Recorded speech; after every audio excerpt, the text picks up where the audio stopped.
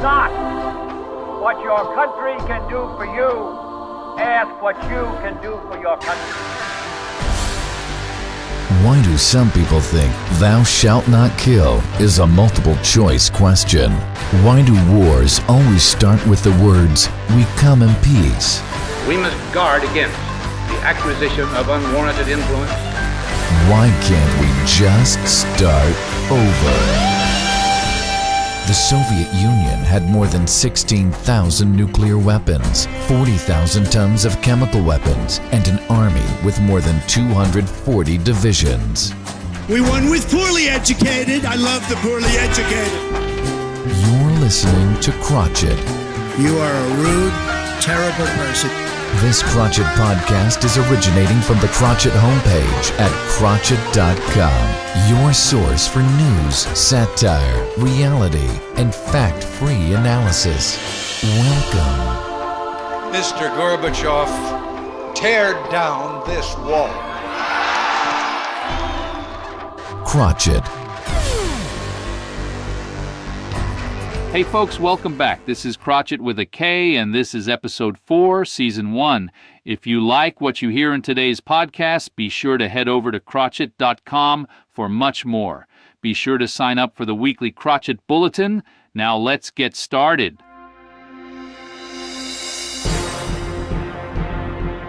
Coming up, next week's news. A Krotchett look at the inevitable mess this week's news will create for next week.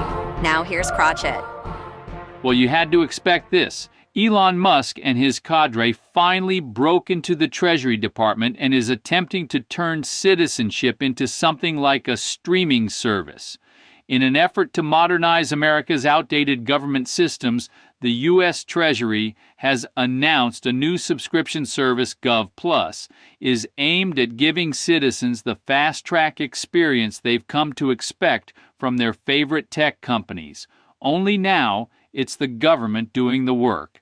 Spearheaded by Elon Musk, GovPlus promises a range of premium perks for those willing to pay for their rights, in the form of monthly fees. The program, set to roll out next week, offers several tiers of benefits that promise to redefine the way Americans interact with their government. For example, at $8.99 per month, the GovPlus Basic plan is designed for the average American who just wants to cut through the red tape. With GovPlus Basic, you'll no longer need to worry about the endless cycle of tax filing. The government already knows how much you earn, where it comes from, and where you spend it. Why should you be the one to file your taxes when they can just automatically draft what they know you owe? Then there's the GovPlus Premium Plan at $19 per month. It's for the high achievers, the ones who need more than just speed.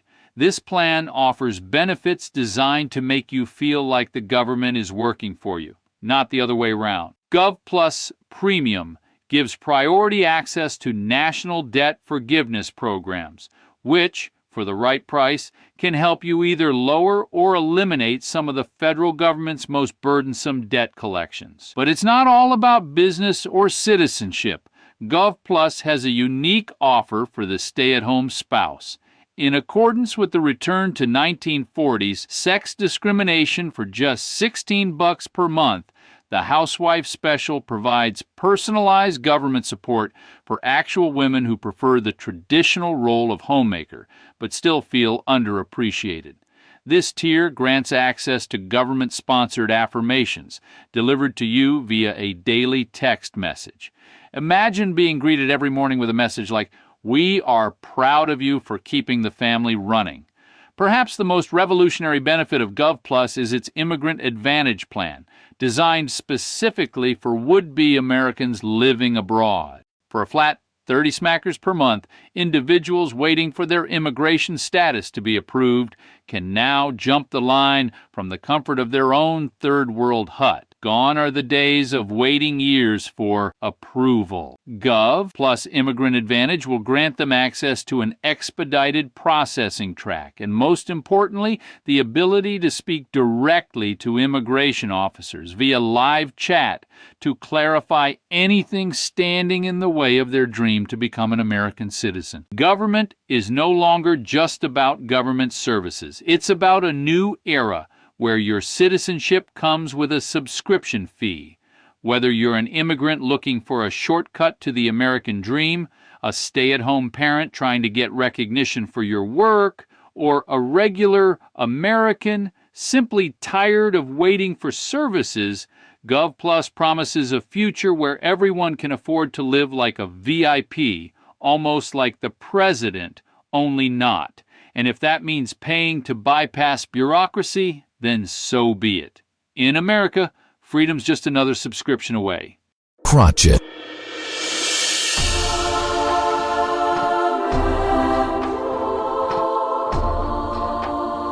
You're listening to Krotchett.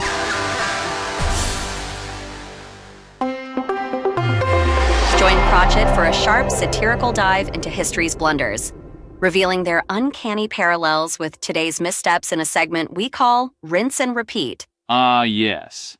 The grand American tradition of progress, followed swiftly by the equally grand American tradition of panicking about that progress and trying to slam the brakes. If you listen closely, you can hear the same old record scratching its way through history, only this time it's labeled DEI, Crackdown.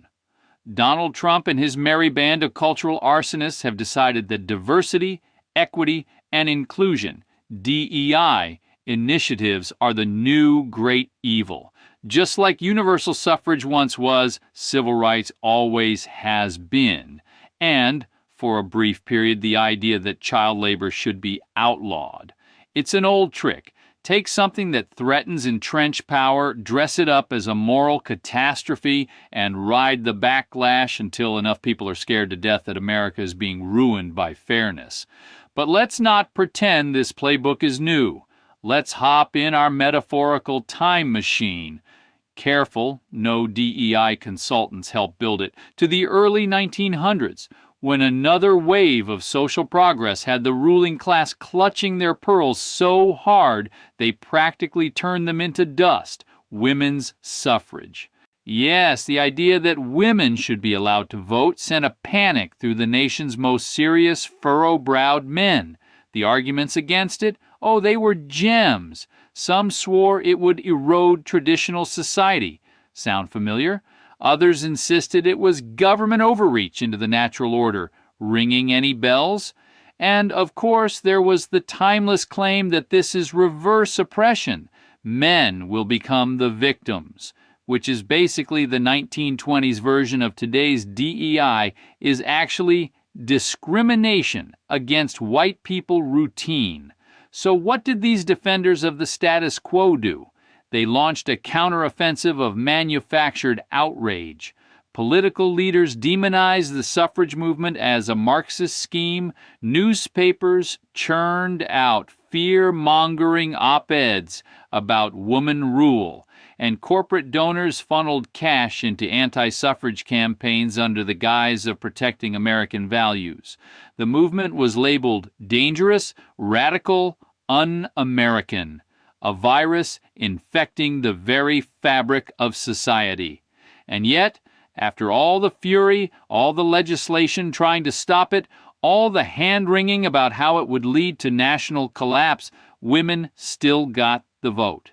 Because, as history so often proves, manufactured outrage has a shorter shelf life than actual progress. The fear fades, the propaganda loses steam, and eventually, even the most stubborn traditionalists are forced to admit that civilization hasn't crumbled just because a new demographic got a seat at the table. Which brings us back to today's grand panic, the systematic dismantling of DEI programs. The effort is being framed with all the old hits. It's a threat to meritocracy. It's an attack on traditional values. It's government overreach. And just like suffrage, just like civil rights, just like every other moment in history, when power was asked to share the room, the response is the same. Ban it, demonize it, suppress it. But here's the thing about crackdowns on progress. They don't last. You can slow it down, you can bury it under mountains of political bluster, you can even convince a few people that fairness is a communist plot. But eventually, reality wins. Because the thing about progress is that once people have had a taste of it, they remember what it's like, and they don't go back quietly. So go ahead, ban DEI programs, outlaw discussions of systemic bias, and pretend the problem disappears if you just forbid people from acknowledging it. History says otherwise. History says this is just another rinse cycle. And if history is any guide, we already know how this one ends. The only question left is how long the rinse cycle lasts before we're forced to hit repeat. Krotchett. It's time now for Letters to Krotchett, where listeners' questions meet a healthy dose of irreverent truth. Time for the letter of the week. Today we have 2. Let's get started. Dear Krotchett, I live in Texas, and our school board just banned another batch of books, mostly ones about race, gender, and American history that isn't wrapped in a stars and stripes fairy tale. They say it's about protecting kids, but isn't it just about controlling what they're allowed to know? Signed, Concerned in Corpus Christi. Oh, concerned. Of course it's about control. The official slogan of these book-banning types should be, "Ignorance is freedom," because nothing scares them more than kids learning context. See, if you let students read about systemic racism, gender identity, or historical injustice, they might start asking pesky questions like, hey, why do we still have Confederate statues but not books about civil rights? And we can't have that because the whole point of these bans is to keep young minds malleable, preferably in the shape of a voting booth that defaults to Republican. The best part? The same people banning the bluest eye or genderqueer are out here screaming about free speech when it's their ideas on the chopping block. Funny how that works. Here's one more, dear Krotchett. I own a small diner in Buffalo, and I just got a call from my beef supplier. Prices are about to skyrocket because of Trump's new tariffs on Canada and Mexico. They say the cost of imported beef will rise 30%, and I can either pass it on to my customers or eat the loss myself. Meanwhile, I'm supposed to believe tariffs help American workers? How does screwing over my business and my customers count as help? Signed, Grilled in Buffalo. Dear Grilled, you must be new to the magic of Trump-onomics. Here's how it works. He slaps tariffs on Canada and Mexico under the banner of America First, and somehow the pain of higher prices at your diner is your patriotic duty. See, this administration loves a good economic cell phone. First, they punish our closest trading partners, the ones who don't rely on child labor. Then they act shocked when American consumers end up paying for it. But don't worry, I'm sure your customers will understand. Just put a sign in the window. Sorry, our burgers now cost $25 because the president doesn't understand supply chains. Maybe add a Trump 2028 sticker on the napkin dispenser. At least then, you can charge people for the performance art. This is Krotchett. Wake up.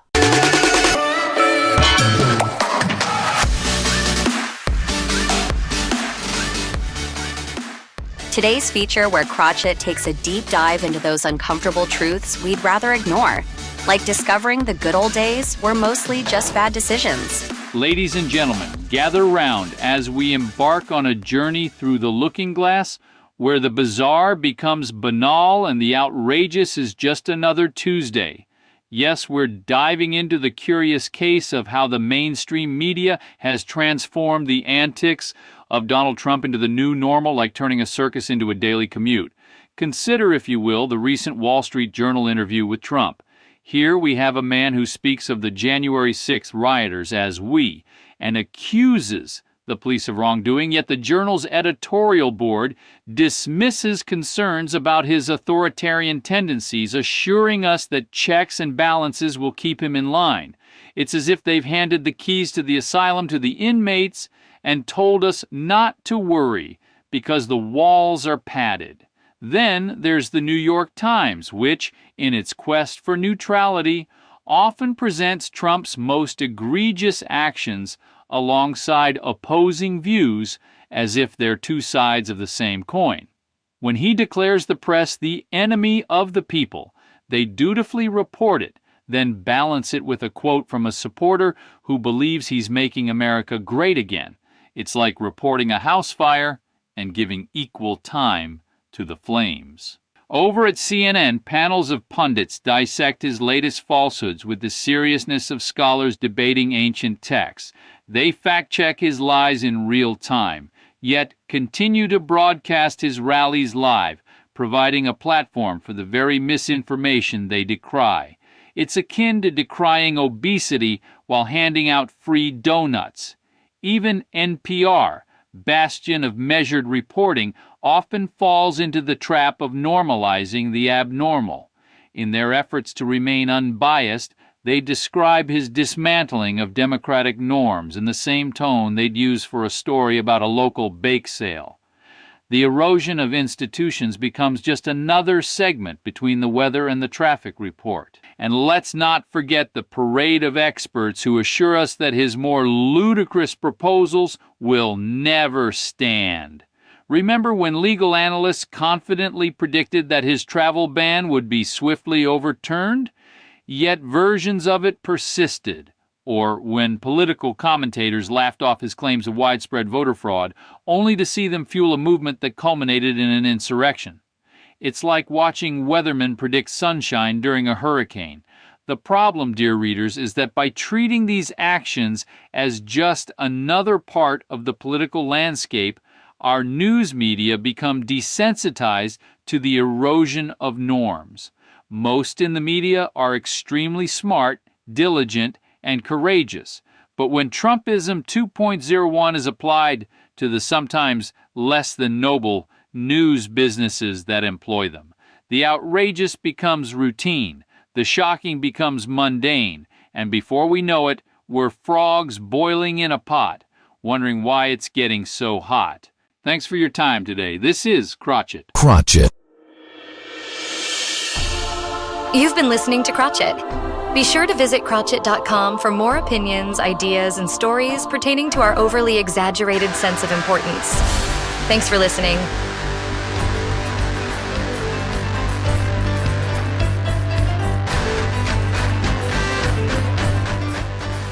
And this is how it ends.